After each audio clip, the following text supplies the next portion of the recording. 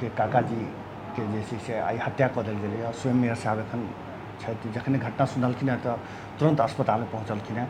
अपने के केना पता लगली जे ई घटना भेलै से? टेलीफोन से जानकारी भेल जी। तो तुरंत आयल। ये पारिवारिक घटना है।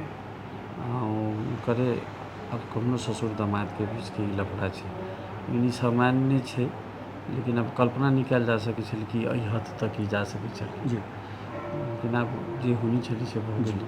शांति सुरक्षा के मांगो कयल गेल छलैया, ताहिके बादो जे ई घटना भेलै, एहि विषय में की कहब? इहे बात नहीं बुझ सकलखिन कि एहि रूप में ई आदमी एते हद तक जेतै।